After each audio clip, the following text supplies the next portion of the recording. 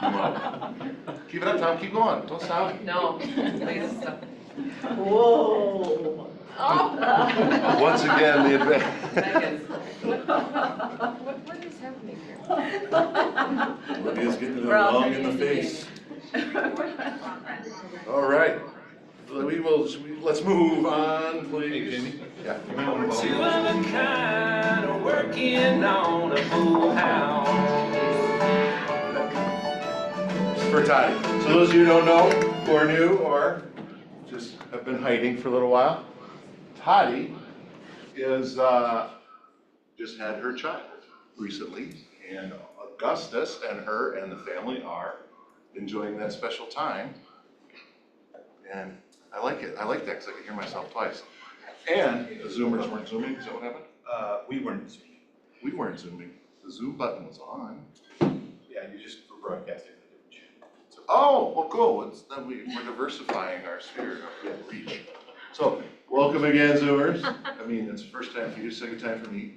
So, welcome. So, I am taking the place of Toddy. No one can do that. However, we're going to always have her up here so we don't forget our special Toddy. October, it's getting a little colder and we're checking some items off for the month. What we have coming up, KW Connectors, we have one coming up here on the 24th, that's a week from today. Broker Boot Camp we have another one on Saturday the 19th. Wealth Mastermind today with Colin after this team meeting, and Admin Mastermind again. This always blows my mind because brokerages I came from said keep your admins away from each other, don't share your secrets. And we do just the opposite here, and I love that.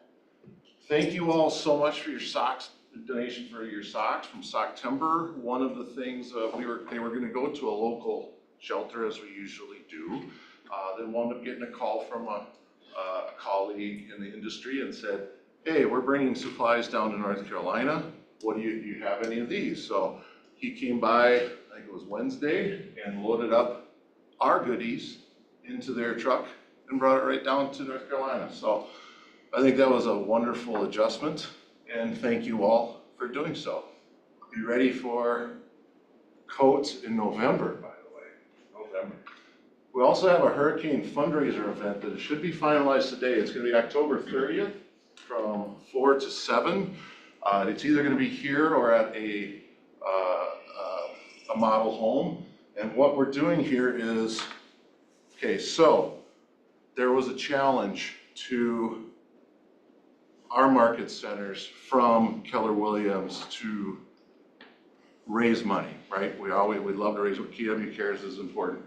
And there's an immediate need now. So they challenged our market centers, our OPs, to say, hey, yes, raise the money however we need it now. And Olivia trusted us enough to say, the market center wrote a check for $4,000 immediately, trusting that we're gonna raise the money back and then some. So we shall do so. So we'll be selling tickets to this event. We're gonna have a great time while raising money for an important cause. And I'm gonna put them on the spot. Jason, would you mind, I know there's a lot to share about it, but can you just share a brief experience of what you experienced, a brief synopsis of what you experienced in Florida? Okay, yeah, sure. Many of you know, or maybe don't know, that my wife and I do some real estate in Florida. We own some properties in Southwest Florida, and it's been quite a year for hurricanes. I think we're on our fourth. I guess the one was smaller, but 3 major hurricanes kind of hitting the same part of Florida over and over. My wife and I and my son were down there during Milton, the last one. We evacuated out, but the storm surge in our area was unprecedented. It was roughly 10 feet. It came in through just north of Fort Myers. And some of the areas have been hit a number of times already, and they're still rebuilding back from 2 years ago with the big one there. But devastated the community pretty hard, depending on where you lived and your situation. But we were just inches away from getting lots of water in our house. We were pretty high in elevation, so we were very fortunate and blessed that way, but others weren't. And they estimated about 10 million people evacuated out of Florida to get out of the way. It was quite an experience on the interstates as well. Got to see a lot of the good in people and just the odd, turkey out there looking after themselves, but it's really bringing the communities together, but there's a huge need out there. And so just like what you're saying, Jamie, and that's just Florida. From the one before, from Helene into the Carolinas, that's just crazy what's been happening there. And really great to see what Keller Williams is doing and be a part of trying to build that back.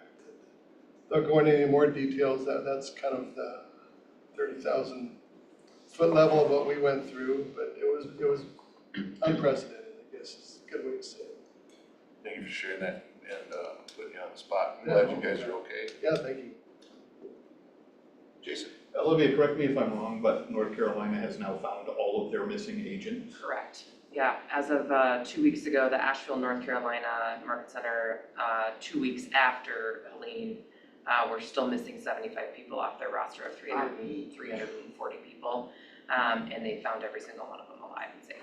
So many lost their homes. I think they had 27 agents. Their homes are gone.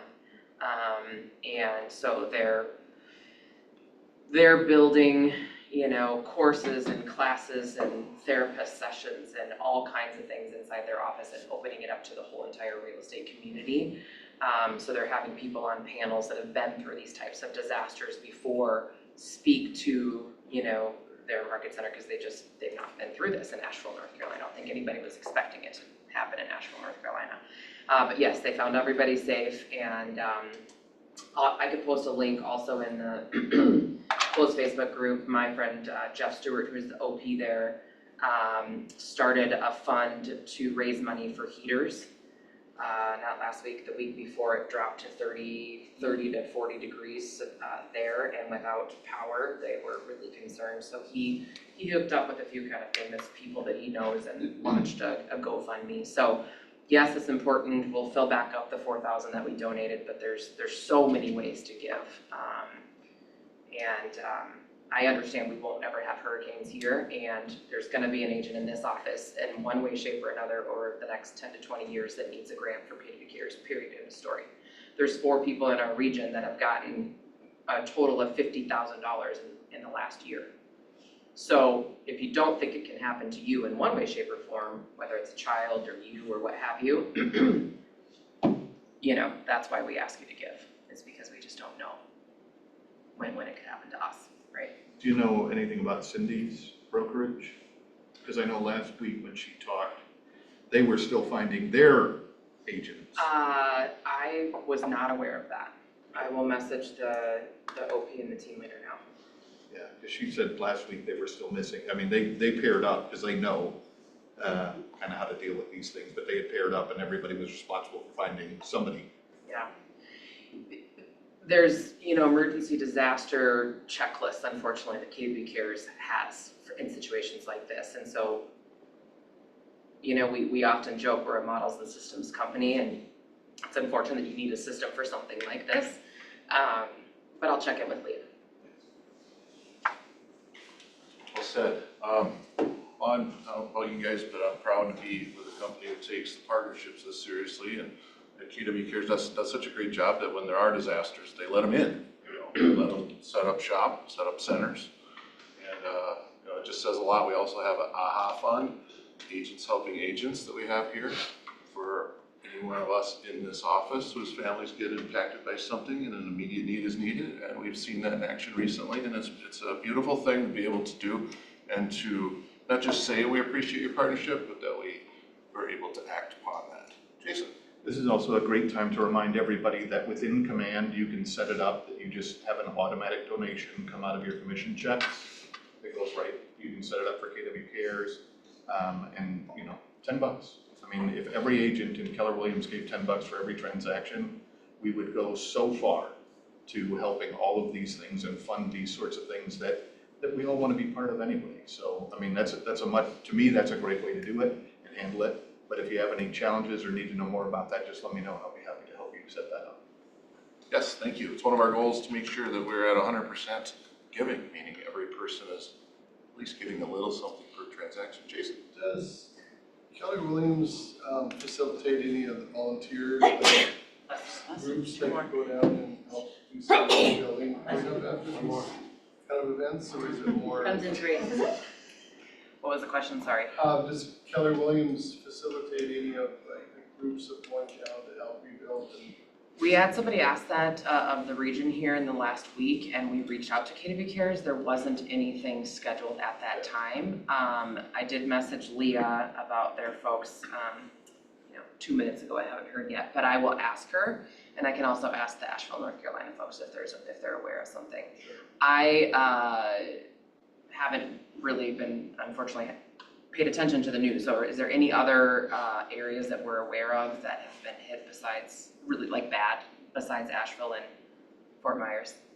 Well, pretty much the west side of Florida. Sarasota, right? Like pretty much from just north of Naples, but more Fort Myers all the way to Tampa. I mean, Sarasota, Bradenton, Okay, all that area. okay.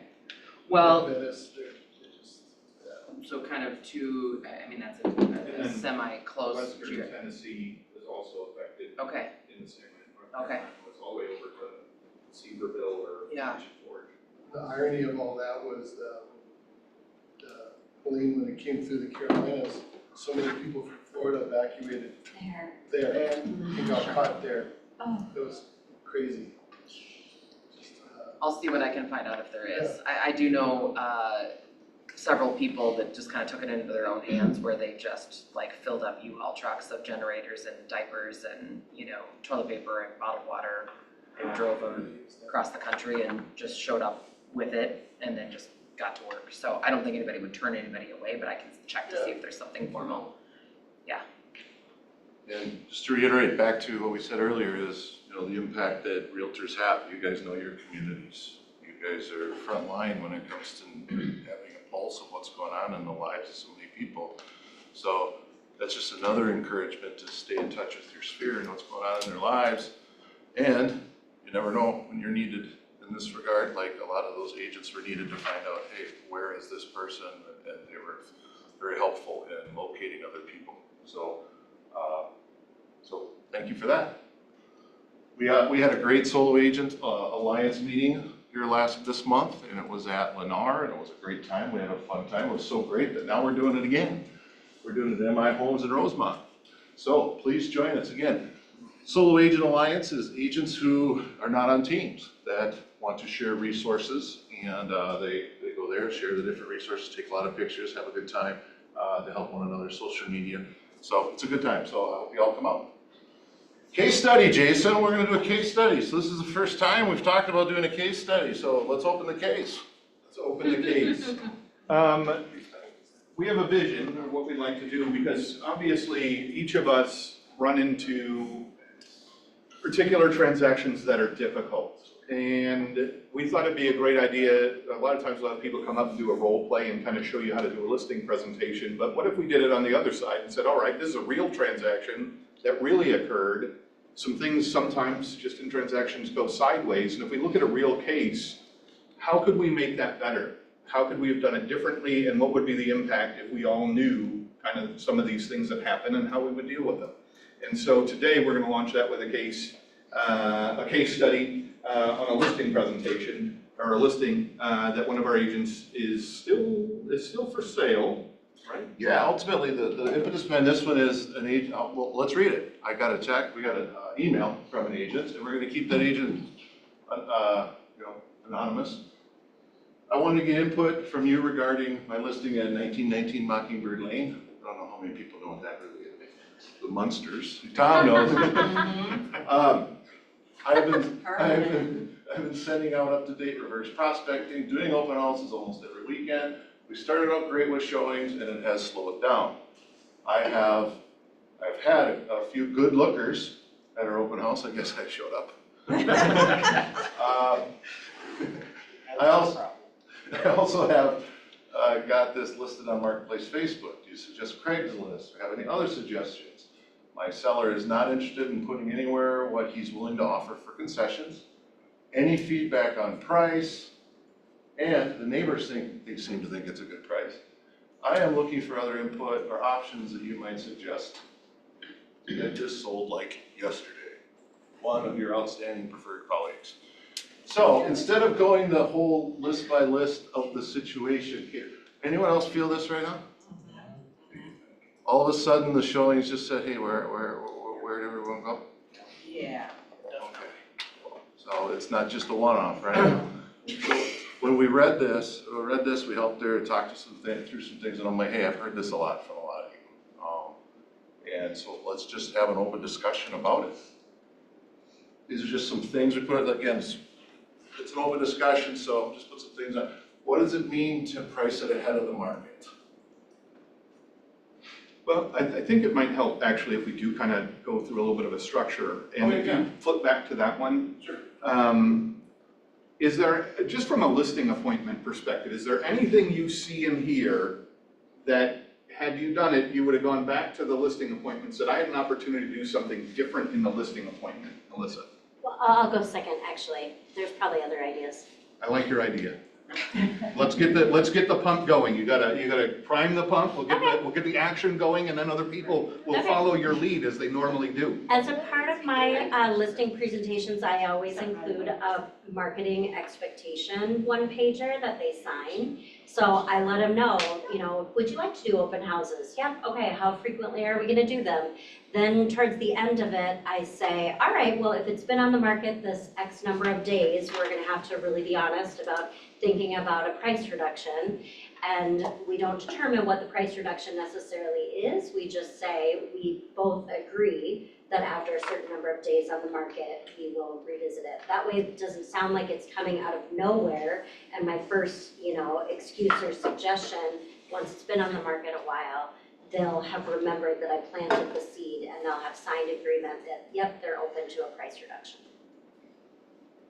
Well done, that is one of the 7 axioms of the shift book, is to have that set up in advance.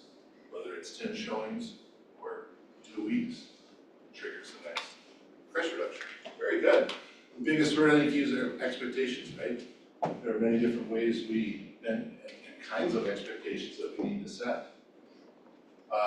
What else up front do you guys see that you could have added going into this listing? I think part of it, piggybacking on what Melissa said, is having that conversation that it is the buyers and the market that determine what it ends up selling for. That it's not me as your agent saying, this is what it's going to sell for. Like, we did the market right now and this is what it's showing. However, things shift and change all the time. So having that conversation that we'll relook at it in 2 weeks, or, if the buyers are not supporting, and the buyers on the market are not supporting the price we're at. So, because I think it's important that they know it's not you. A phrase I've often heard used is, I'm the messenger of the market. It's not my choice. I am telling you what the market is saying. I'm reading the market. This is what they're saying. Any other ideas? Cool. I have one more thing. Go ahead. I noticed in there is embedded, my seller is not willing to put anywhere that he is willing to offer concessions. Right. I think that needs to be a very serious conversation at the time, and maybe even included now in our marketing plans. Well, and one of the keys to that saying though is he's not interested in putting it anywhere, however, he's interested in doing it. So it tells me he's interested in offering it, all right? Or he's saying, We don't know that. I don't know that that's super clear, but. yeah, well, after conversations, he just didn't want to.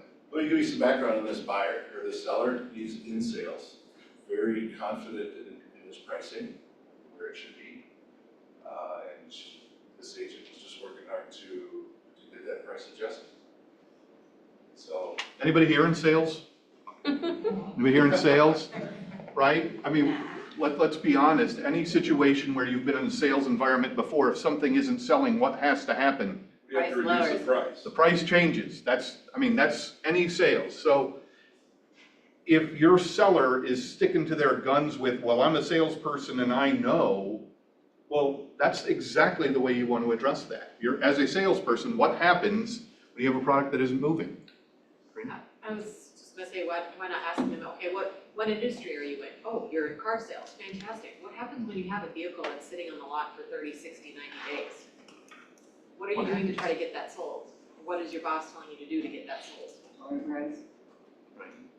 And so, again, it's not an adversarial thing. It's not, I mean, it doesn't have to be. Sometimes maybe that is how your client will best understand the message, but your bringing of the message is helping them orient that message to their situation.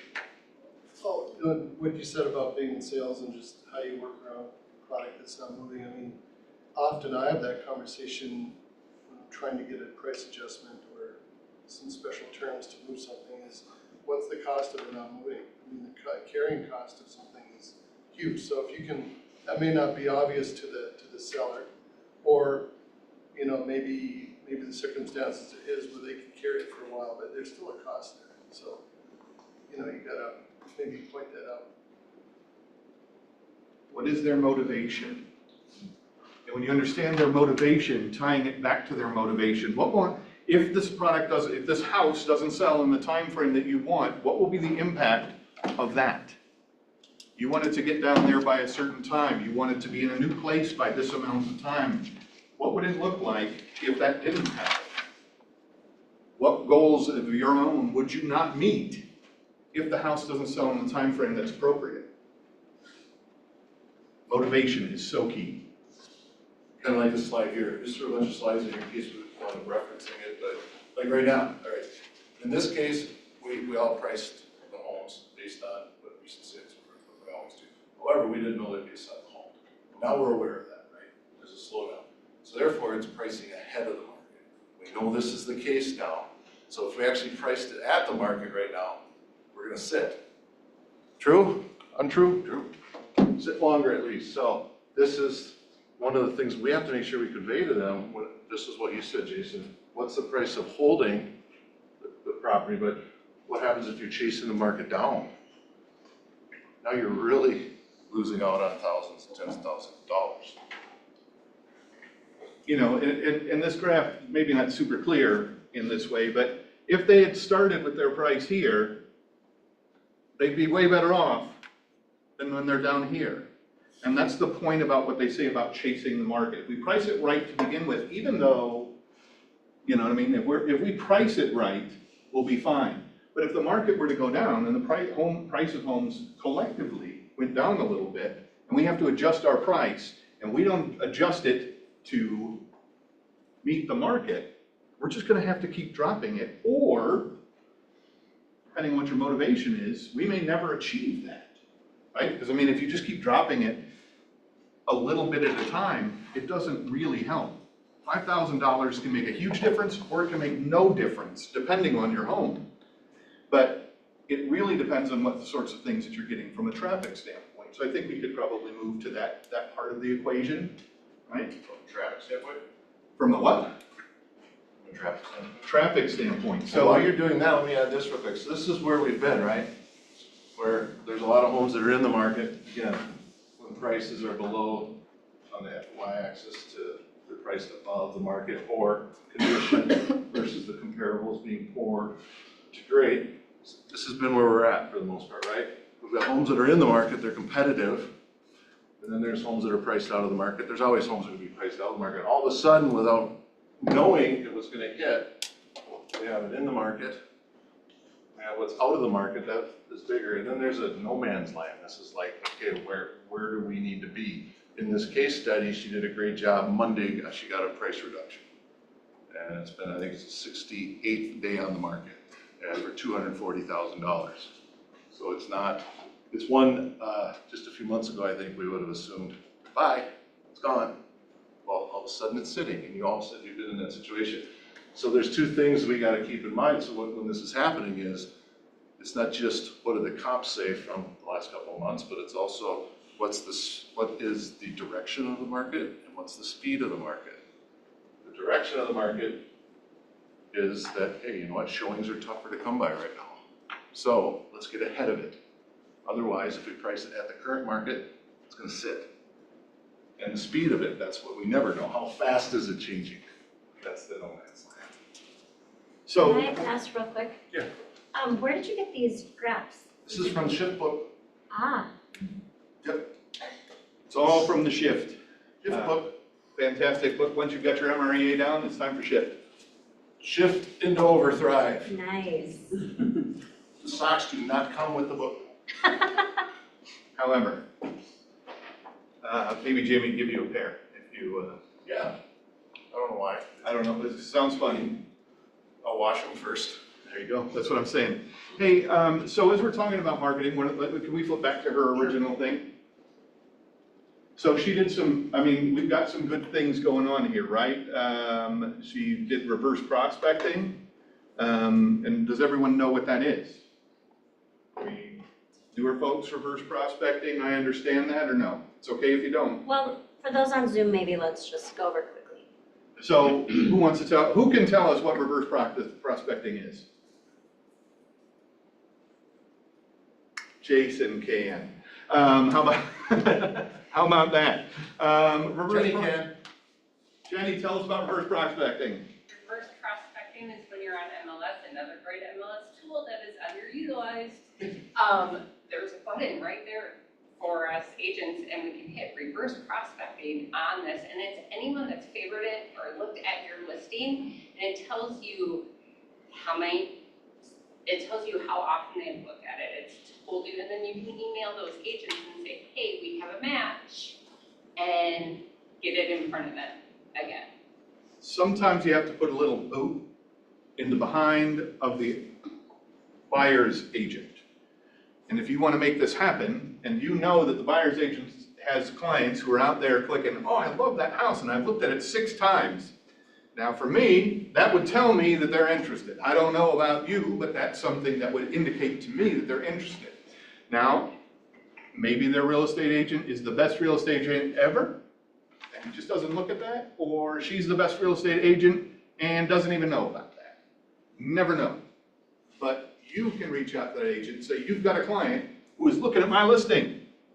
It would be wonderful to have a showing. Would you like that? I could show up and show the house, right? I mean, you could, theoretically. So whatever it takes, but that is the sort of work that if you do that on behalf of your seller, buys you points with them, keeps you in integrity that you're working to sell their house, and might scare up the buyer, which is fantastic. It's October, you gotta talk about scaring things, right? Scare up a buyer. Boom. What other sorts of marketing things can we pull from this? She posted it on Marketplace on Facebook. Anybody use that tool? Some people do, some people don't. You find value in that? Sometimes? I don't know, never directly, but you never know, like, who's That's the looking tough at it. thing about a lot of the marketing stuff you do. It's hard to measure. It literally is hard to measure what the results of that are. And if it happened once in 50, would it be your benefit? Of course it would. So when we develop our marketing plan, and to your point, what is my marketing plan? And I explain that to my client, then I have to follow it. So the best thing about having a marketing plan is it sets up an expectation for you on what you're gonna do. And it also puts that stuff out there so that you can reach the maximum amount of people that you can, and it tells your seller about how you're working for them, right? Because they can see that potential. If they want to go to the marketplace, they can see their place and see it's done. So that's a great piece of thing that was done here. Do you suggest Craigslist? Anybody got thoughts on Craigslist? Pros, cons, yes, no? Craigslist is a little kooky. That's Craigslist. Little kooky, but let's be honest, the right property on Craigslist is a winner. Absolutely. And a lower price product on Craigslist is the winner. You probably should not put somebody's $1 million beach home on Craigslist. That isn't the best place for that particular property, but a lower price one would be perfect. What other suggestions do you have for putting stuff out there? Megan, what's something you do to help your clients know that you are putting their product out there for them? I've been doing more like neighborhood pages on Facebook too. Tell me more about that. So whatever city the listing is in, and then like the surrounding ones as well. So you belong to various Facebook groups? Yep. And you can post it on their pages? Most of them. Some of them say they're like not But you would say there's value in belonging to those groups. So the first question is, if you think about it for yourself, am I even belonging to the neighborhood groups that are around me? Get involved and then post there, right? Because what's something else that could happen if you post in a neighborhood group? What's that? Someone else might call you to sell their house because they see you're posting there all the time, right? Oh, you're super active. It's like having a sign in a yard. It's advertising you as much as it is the house. So, You know, Jason, with that being said, I talked to the great Krista Nelson this morning. She has some good insight. I asked her opinion about, what's your thoughts on there being a longer shelf life at this point for listings? And she's like, I like it because I already have the expectations set up. I'm great communicating with my clients, but that's just more of a chance for me to get a buyer from the home. The MREA talks of you should expect 2 other deals coming from every listing. You're leveraging all the buyers out there, buyers agents to sell your listing, give you money at a closing, but then also you are putting it out there to buyers. So her, with her positive mindset, was like, that's more opportunity to get more business. Tom, how do you market people's properties? What's something you do? Yeah, I know you're gonna give me the right answer. I mean, very similar to, everything we've kind of talked about already. Do you do door knocking? Yeah, I do door knocking, yes. Well, tell us about door knocking. I typically will do door knocking, circle prospect around the property that I'm doing an open house for. Do you bring anything with you? Generally, I'll have a flyer inviting them to the open house. And Now, I might be poking the bear a little bit here, because maybe you do and maybe you don't, but have you ever done a special or an extended open house for local people? I have opened it up like an hour before the regular open house, and it's been with mixed results. Sure. Like anything, just like posting on Facebook or running an ad.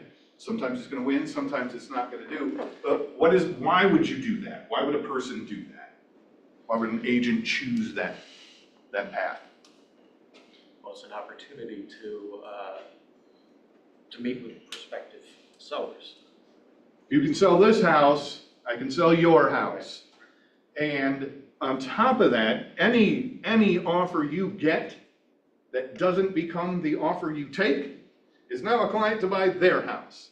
Because most people choose their destination before they choose the house, right? I want to live here, then I'm going to choose the house. Most people choose that way. So I can literally go and say, hey, remember when we met at the open house? I do have some offers. Are you serious about thinking about selling your house? Because I have some people I could probably reach out to you that are interested in the area.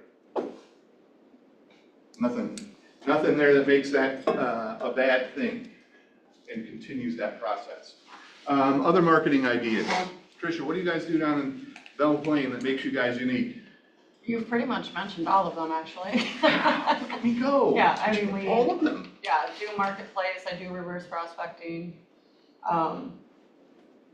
Yeah, you pretty much have said all of them. So how do you communicate this to the seller? So you set the expectation in the meeting. How do I communicate to the seller that I'm doing these things? Where do they see the results?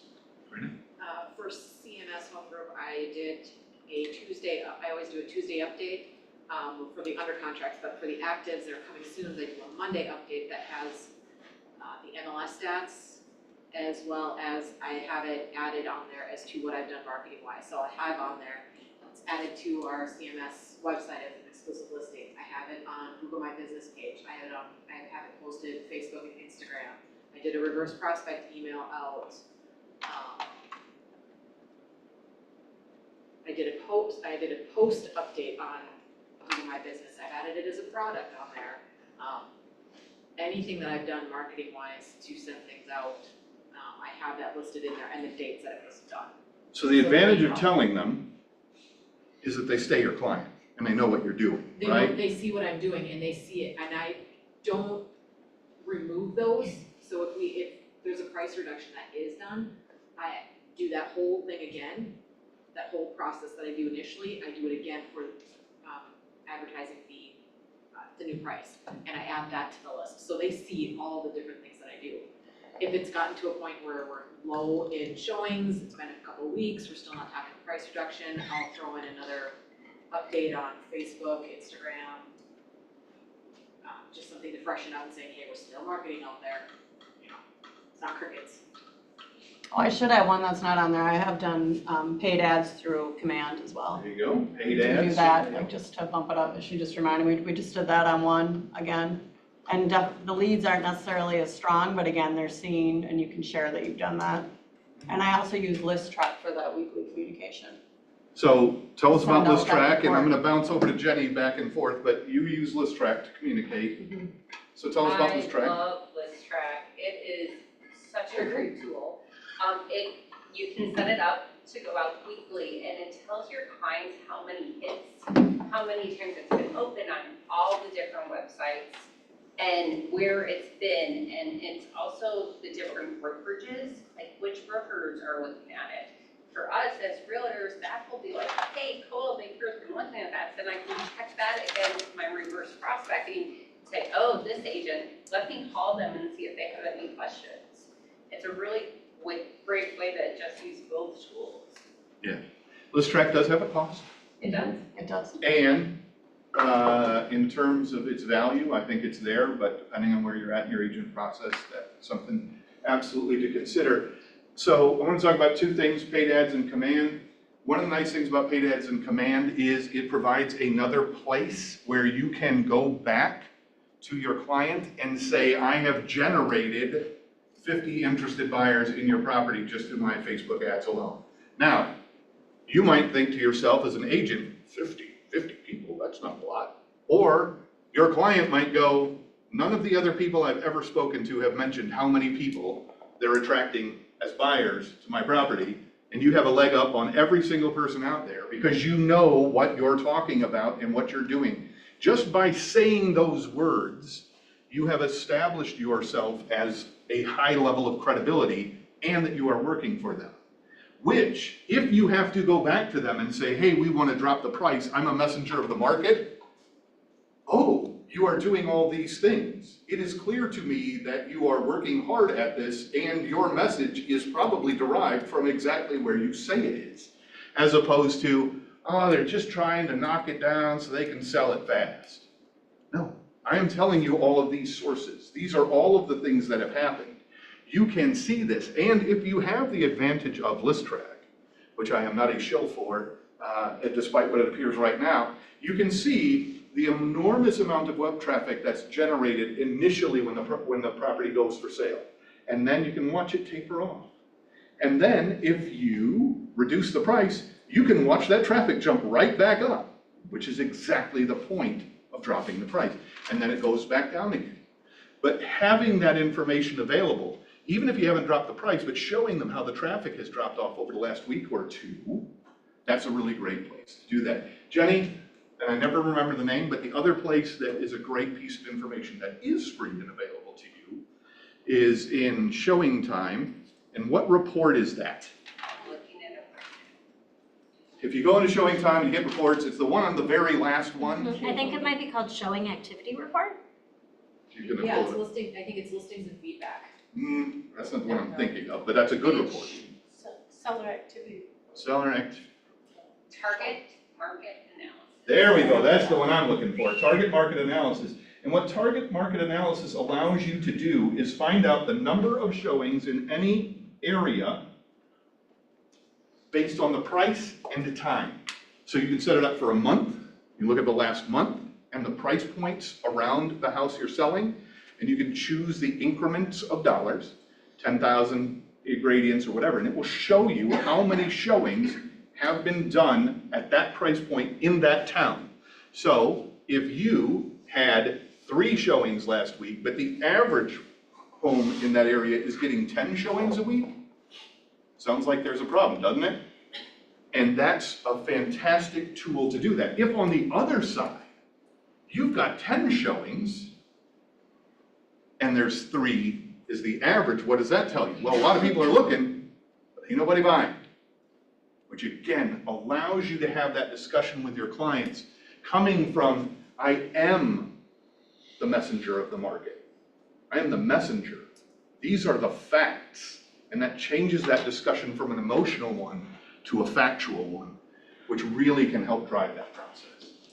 With the discussion with your client of maybe not having their property quite ready, be a part of, maybe there's something about it that they're not taking care of or that they could change. That could be part of it too. So then when you get into the why is this not selling? All right, you want to achieve that price. What do we need to do to make that happen? First off, you didn't want to have a stager come in. You got all this furniture everywhere. The place is cluttered. Every single one of your closets is full of stuff. What does that tell another human being that's looking at your house? There's not enough space here because everything is packed. And you're not motivated. Well, that's a whole, yes, that's an additional separate issue, but I'm just immediately thinking that what do we need to do to achieve this price? It's not necessarily always price. That typically screams price reduction when I look at homes that are so cluttered, it's not gonna move, so I'm just gonna wait. And, I will point out that I know one of the listings that Kelly and I had last year, we got, because it was an expired listing, and we just looked at the pictures of the house in the previous listing, and they were terrible. The quality was fine, but the house looked like a butt. I'll be honest with you. It looked terrible. And so we called in the stager. And actually the way Kelly communicated this to the seller was we brought them the pictures when they bought it. So we brought those pictures, and then we showed them the pictures of now them trying to sell it. And I said, which house would you buy? Because I'll tell you, you did buy this one.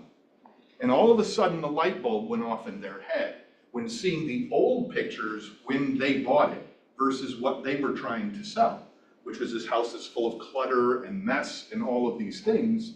And that was a great transition for them and really got them involved. That gets my wheels spinning too, to even just sometimes changing up the pictures, changing the order, putting maybe a backyard picture first rather than the front of the house, or a kitchen picture first, or something that you want to feature. And then of course, because you're all exceptional Keller Williams preferred realtors, you have photo captions underneath all of your photos. But if you were working quickly and you didn't have those captions, she should be sure to add those, and also maybe change up those captions if there's other things that you want to feature. Even more so right now, what Gary would say is our fiduciary duty is to make sure our clients know that day one is the best day your house is gonna have. So you get all the attention. And it is easy to get everyone's attention day one. It is hard to go back and try to regain their attention with a price reduction, with we just upgraded this or that. So it is setting the expectations and making sure that they understand that the market, we have a little time where we're honeymooners.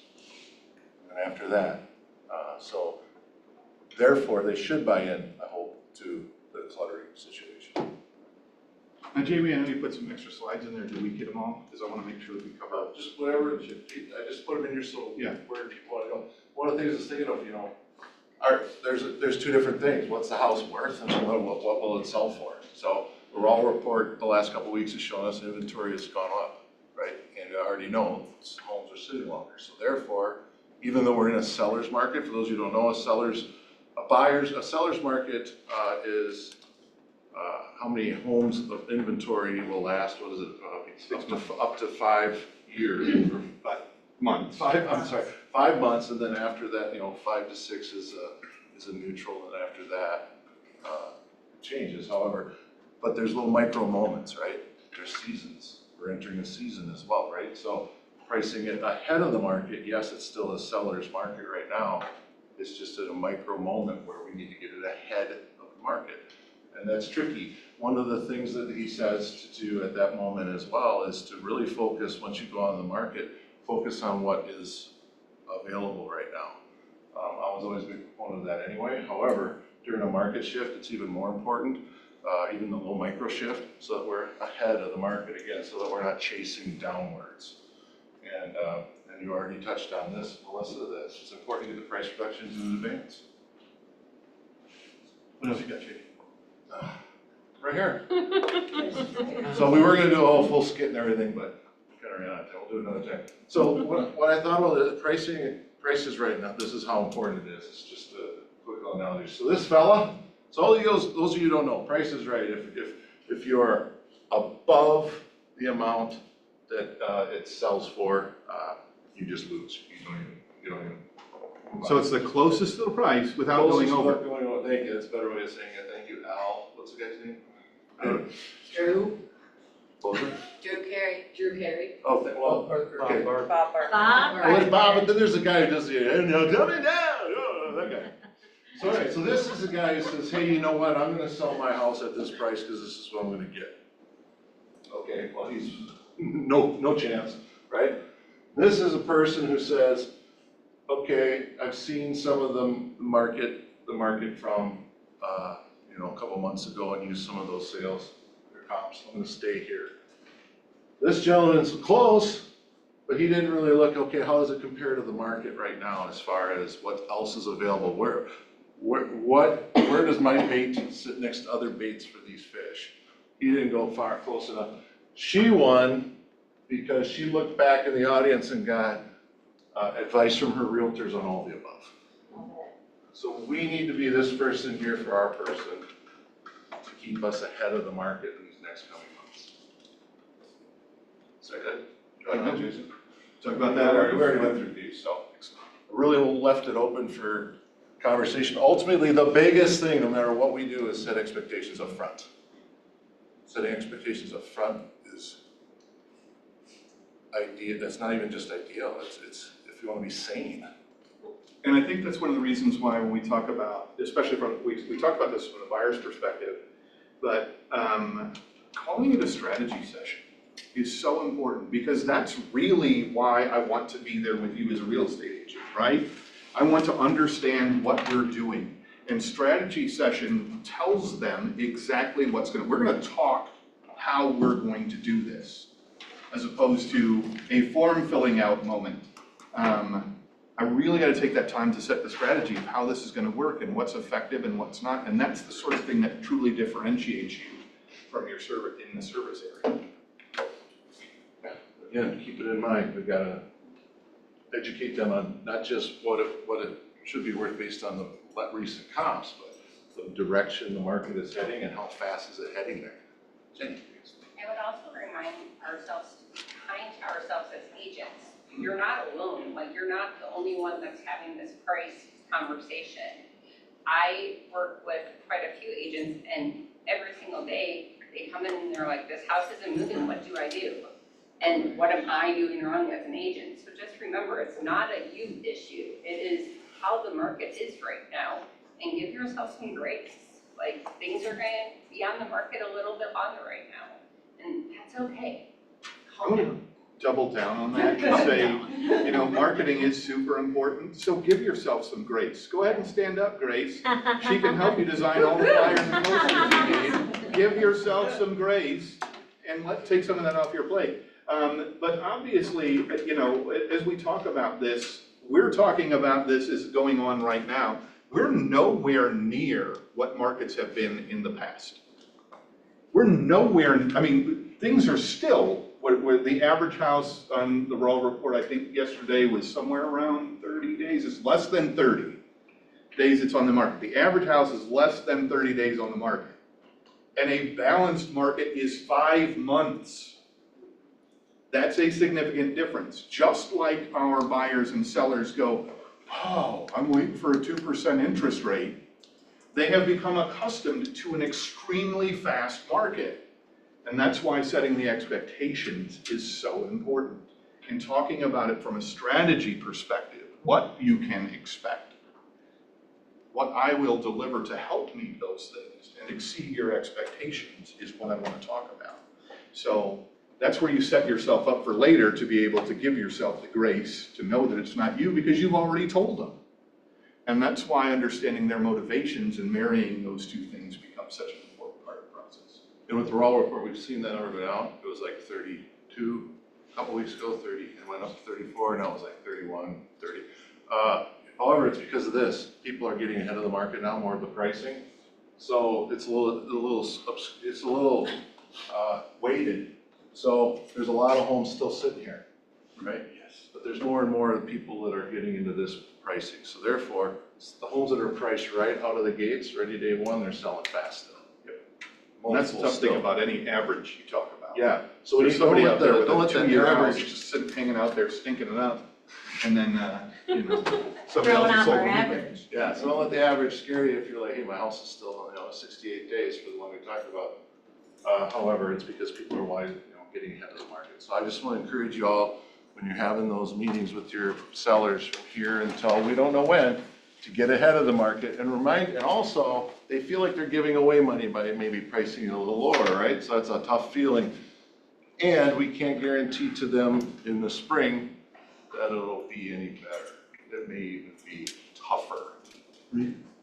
I having this conversation with some clients that are looking at a home, going out the second time to look at it. They have a house to sell. Comparable price rise of what they're purchasing, and I keep reminding them, because they're saying, why has this house been on the market so long? And so I keep trying to remind them that you're in the same price range, like we're lateral here. I need you to understand that your house may be this one sitting here in 3 months still on the market. And so we kind of talked about pricing it and unsure of what's gonna happen in the market, of course. And you bring up, well, we've got elections, we've got interest rates are wonky, markets are just goofy right now. So talking about underpricing it and that the market will always dictate the price. So if we undermarket it, you'll have more than one person show up, it's gonna get to market price. My problem is if we price it at market or a little above it because they want to make some money on it, then we're going to be sitting there and they're actually going to lose money or lose the house they really want to buy. Right, so if they price it at market right now, then they're just gonna be listed. Exactly. If they price it aggressively, then they could be a seller. And it will always, the market will correct itself. It's not us.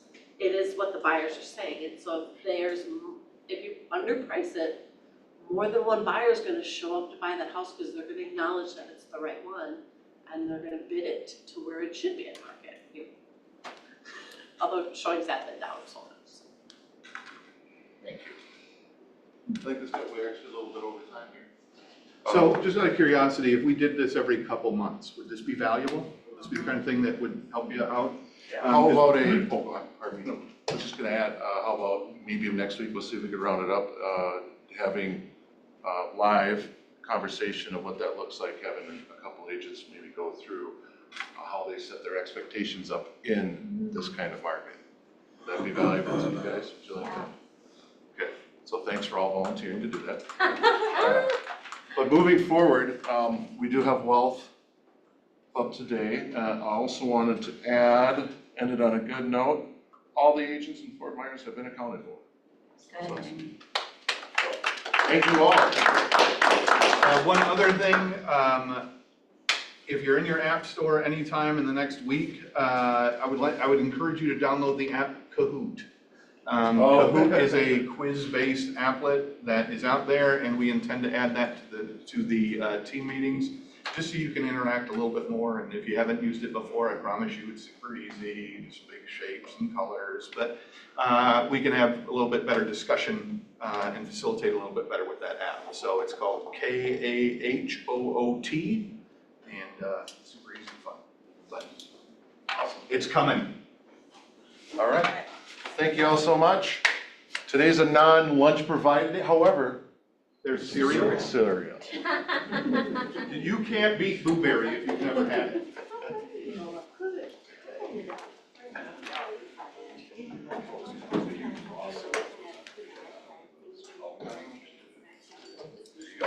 What I'm saying. You sold me a new style, you were just talking about how my tagline should give yourself some grace. And I texted her, I was like, oh my god, Jesus. How many years ago was this? Turns out it works. Pardon me. 23 years in the business, Hoagland, and she just walked out of here with a full page of notes. I just always impressed with people who stand up. And owned it.